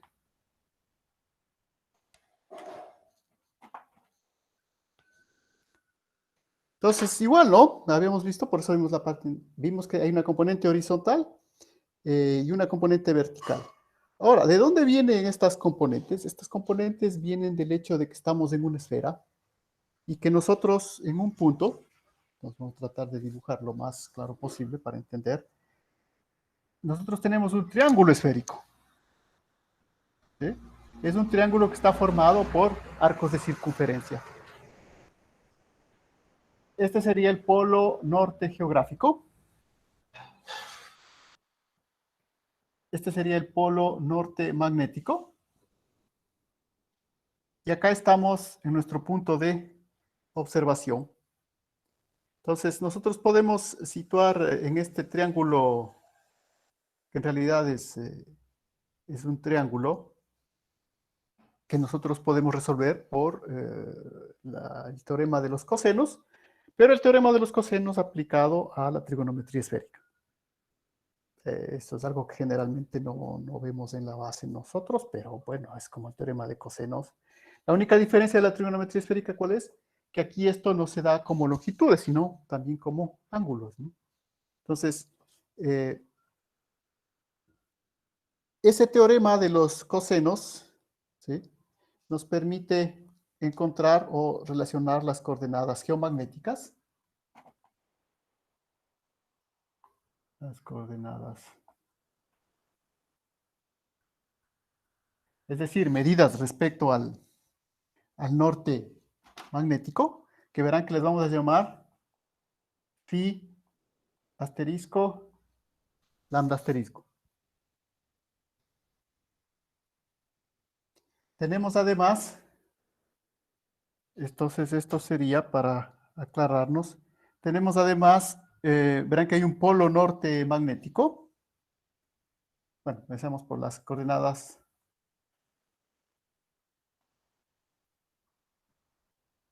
geográficas. Las coordenadas geográficas son phi y lambda.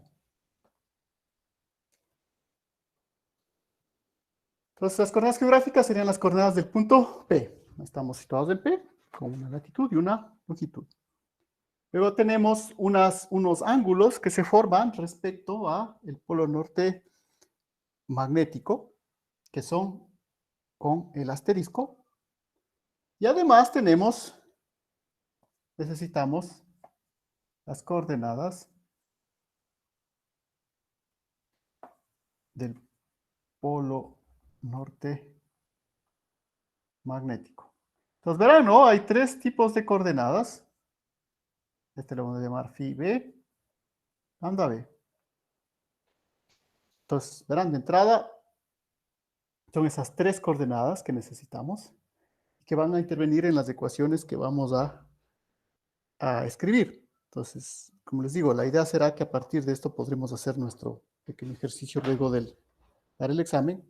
Así que verán que, por favor, necesito que esté claro, ¿no?, qué significan cada una de esas coordenadas. Entonces, digo, ¿no? Nada más coordenadas geomagnéticas, es decir, las coordenadas respecto al polo norte magnético. Las coordenadas geográficas, la posición verdadera, medida respecto al ecuador y al polo norte, los latitud, longitud usual.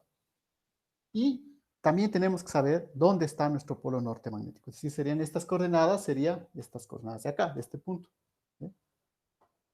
Este es el norte geográfico, ya sabemos, este es nuestro punto. Y ahí obviamente nosotros podemos, a través del teorema de los cosenos y de los senos, nosotros podemos encontrar las relaciones en ese triángulo esférico. Un triángulo esférico, ¿no? ¿Verán? Entonces, esas son las ecuaciones que nos permiten transformar de uno a otro sistema de coordenadas, ¿no? Entonces, ahí hay dos posibilidades. Generalmente nos dan las coordenadas geográficas y nosotros podemos encontrar las coordenadas magnéticas. Eso lo hacemos como ejercicio, aunque en realidad en la vida práctica, aunque cada vez, obviamente verán que esto se utilizó muchísimo durante años en la navegación, entonces todos los que estudiaban en la marina, tanto civil como militar, tenían que aprender esto, ¿no? Porque en la marina, en el mar, se orientaban con la brújula y obviamente eso lo que les daba son las coordenadas magnéticas. Pero había que transformarlas a coordenadas geográficas. Pero para ese paso necesitamos conocer esta posición, la posición del polo norte magnético, que obviamente eso es un proceso que generalmente son datos que tienen los observatorios que hacen esto, ¿no? Por eso se han visto igual, ¿no? Y siempre están censando dónde está el polo norte magnético. Ahora, obviamente cada vez se hace menos, menos imprescindible esto, porque pues, no, todo el mundo se orienta con GPS ahora, ¿no? Que no toman en cuenta la brújula. Pero de todas maneras siempre es un sistema de orientación que se sigue manteniendo, ¿no? O sea, orientarse mediante las coordenadas. Y para nuestro caso, del geomagnetismo, es fundamental porque obviamente necesitamos conocer las componentes del campo magnético terrestre en nuestra posición, ¿no es cierto? Entonces, eso es lo que vamos un poco a tratar de detallar. Seguramente no sé si les va a dar todas las fórmulas porque son varias, pero como no van a alcanzar, pues por eso les digo, verán, les vuelvo a repetir, están coordenadas geomagnéticas, coordenadas geográficas y las coordenadas del polo norte magnético. Estamos claros porque me gustaría escribirlo al lado para ver, pero tengo que borrar ahí porque no, ya ven que las fórmulas simplemente son triángulos esféricos, ¿no? Entonces, pero son un poco extensas. Estamos ahí, ¿verdad? De todas maneras, como estamos grabando, pues queda también el registro para que luego lo puedan revisar si tienen alguna duda, ¿no?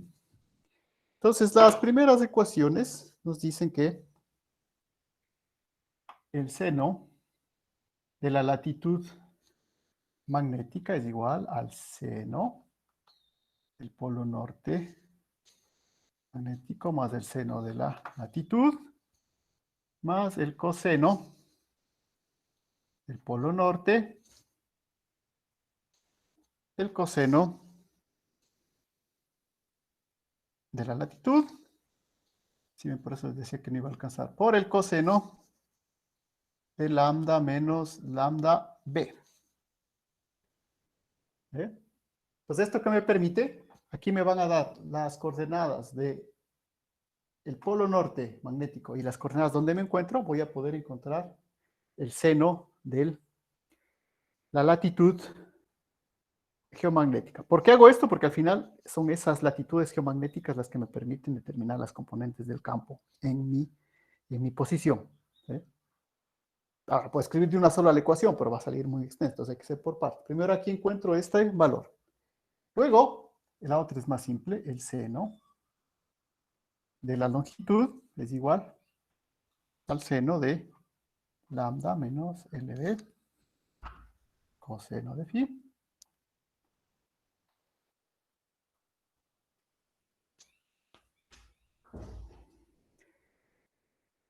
Ya, y una vez que tengo estas dos coordenadas, las coordenadas geomagnéticas, como les digo, generalmente esto es al revés, ¿no? Al revés, generalmente lo que se hace es que yo mido esas coordenadas y quiero saber en qué posición geográfica me encuentro.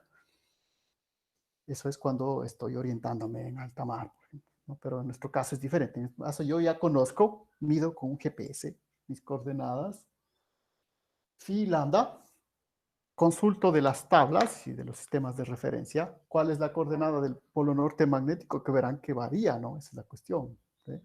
Una variación muchas veces hasta diaria.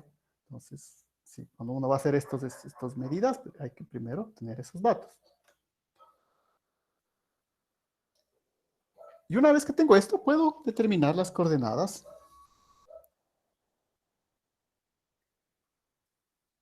Z, ¿no? Es igual a 2B0 por el seno, ¿sí? Y H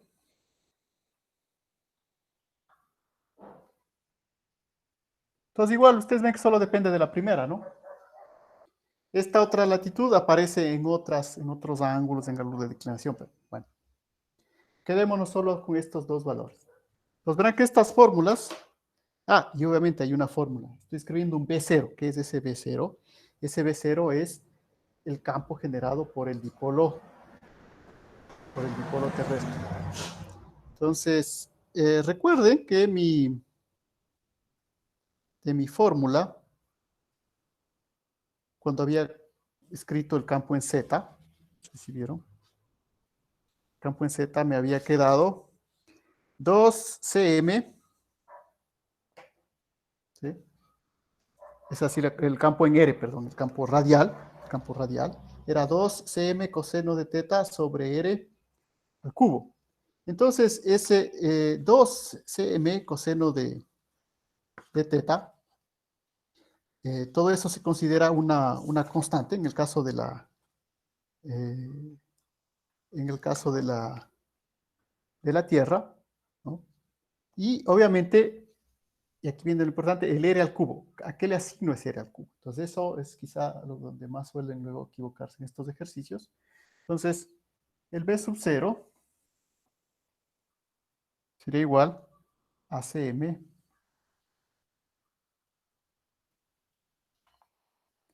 sobre A cubo.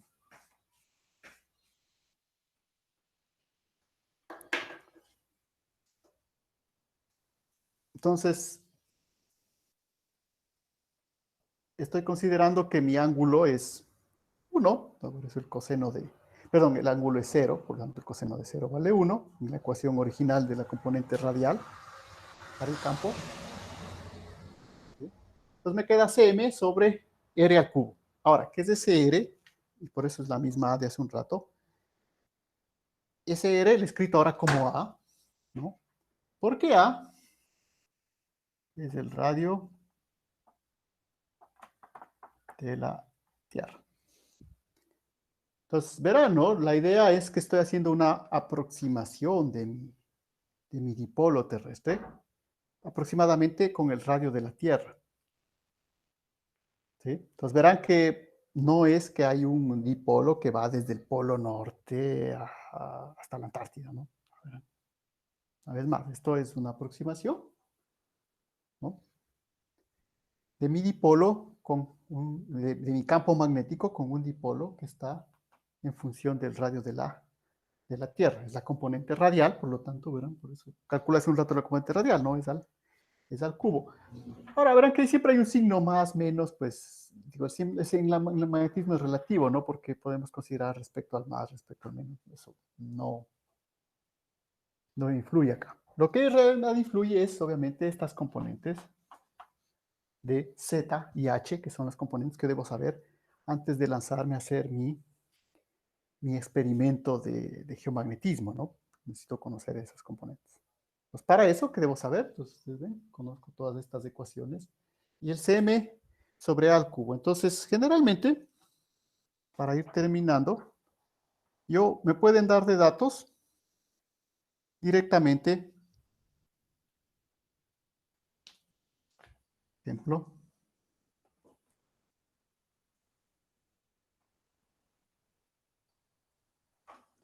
el momento magnético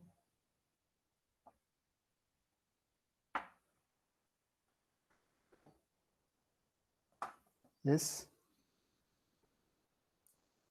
8.10 a la 22 amperio metro cuadrado.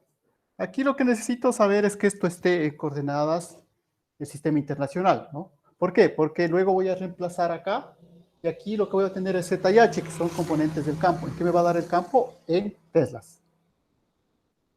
¿Sí? Básicamente. Luego, recuerden que tendría que ser una conversión a gamas, que es lo que en realidad me va a afectar un poco. Pero en principio, si esto está en coordenadas, en este caso amperios metros cuadrados, el momento magnético, estas respuestas me darán en teslas.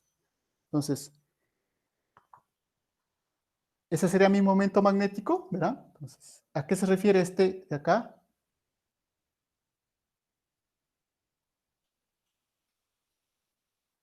Y el radio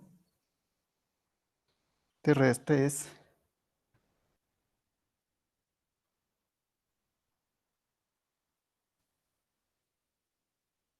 entonces, ¿a qué se refiere? Pues bueno, que este Cm, entonces verán que esto, ¿no? El momento magnético valdría 8.10 a la 22 amperios metros cuadrados y mi A es 6.370. Obviamente tengo que escribirlo en el sistema internacional, en metros, por 10 al cubo metros.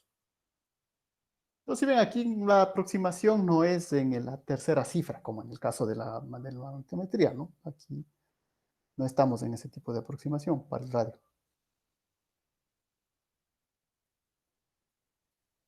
Entonces, como les digo, la idea será que todas estas fórmulas las utilizaríamos para el ejercicio, ¿no? Entonces, ¿qué tenemos que darles de datos? Pues simplemente la latitud, no sé si hay algo más, a ver, la latitud del polo, perdón, las coordenadas del polo, eh,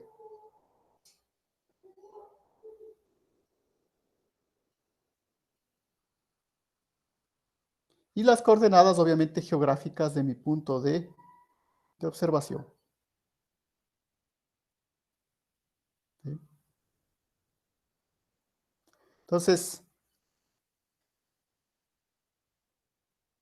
aquí está, no, aquí falta todavía algo más. No, perdón, aquí estoy de más. En este caso me están dando esto, el valor del dipolo.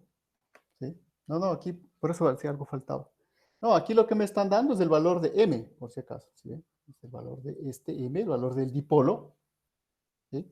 Y todavía me falta conocer, para hacer el ejercicio, me falta conocer cuánto vale esa constante que está por ahí, ¿no?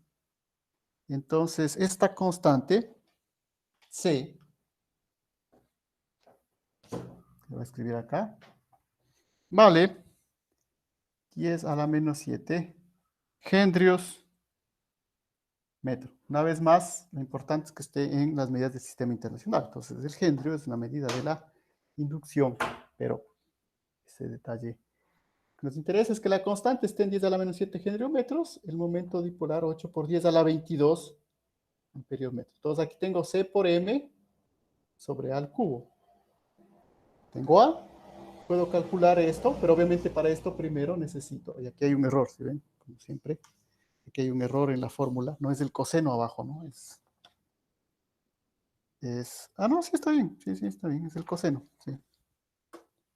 Seno o coseno, pero solo depende de la latitud magnética.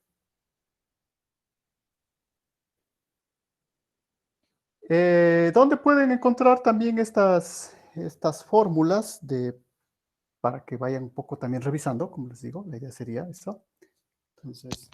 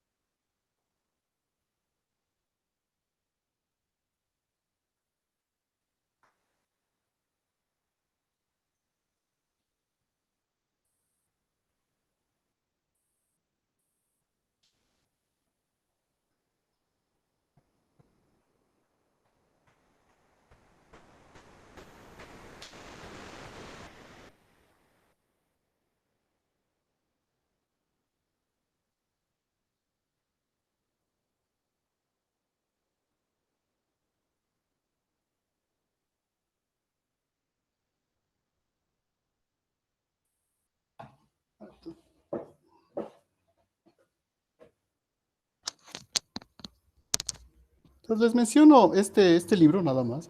Pues, bueno, este no está en la bibliografía de base, pero nada más les menciono porque como no tenemos acceso a los otros libros. ¿Sí? Entonces, este es el libro que habíamos visto en quinto semestre, ¿no? El de Geodynamics de Turco de Schubert. Ustedes ven, pues la página 25, precisamente al hablar del paleomagnetismo, está hablando de estas componentes, ¿sí?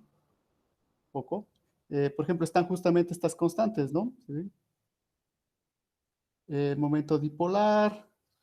Ahora no sé si las fórmulas exactamente de transformación.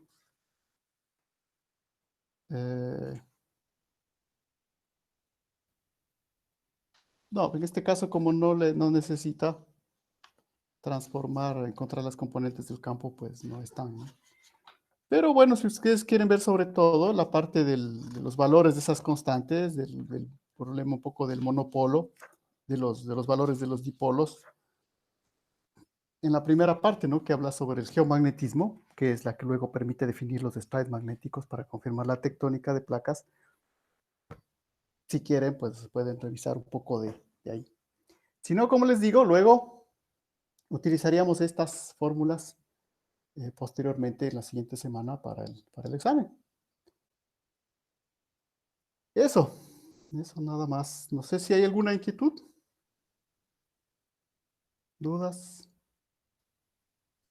Si no, por el momento quedaríamos hasta ahí. Como les digo, verán, esa es la idea, ¿no? La idea es que no termino de hacer esta parte del ejercicio aquí porque esto lo plantearemos luego posteriormente como una evaluación del examen. Porque si terminamos ahorita, pues bueno, ya. Más bien, por favor, revisen bien esas fórmulas, que estén bien, ¿verdad? Seno, seno, coseno, coseno, coseno, seno, coseno. ¿Sí? Siempre hay algún detalle por ahí que se puede escapar.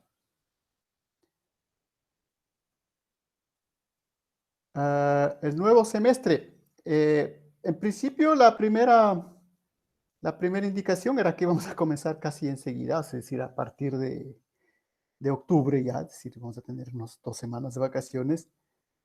Pero luego tuvimos otra información de que tenemos que esperar a que haya inscripciones de los estudiantes nuevos, es decir, de los que ingresan a prepo, que pasan el examen y todo esto. Y eso obviamente no depende de nosotros, por lo tanto, eso primero tienen que dar el examen. Ustedes saben que se cambia ese examen. Así que no tenemos igual una fecha, no está el cronograma, pero seguramente en octubre no va a ser. ¿Sí? Pero si me pregunta exactamente, ¿tenemos la fecha? No, no, pero ahí tenemos que esperar a que nos comuniquen cuándo van a dar el examen los estudiantes para que luego ellos se incorporen, porque así está establecido, ¿no? El cronograma de las universidades. No podemos comenzar antes de que los estudiantes que dan el examen del bachillerato. Bueno, ahora solamente es para ingresar a las universidades. Entonces, estaríamos pensando en el mes de noviembre para ingresar. Pero como les digo, no está, no hay, todavía no está elaborado, ¿no?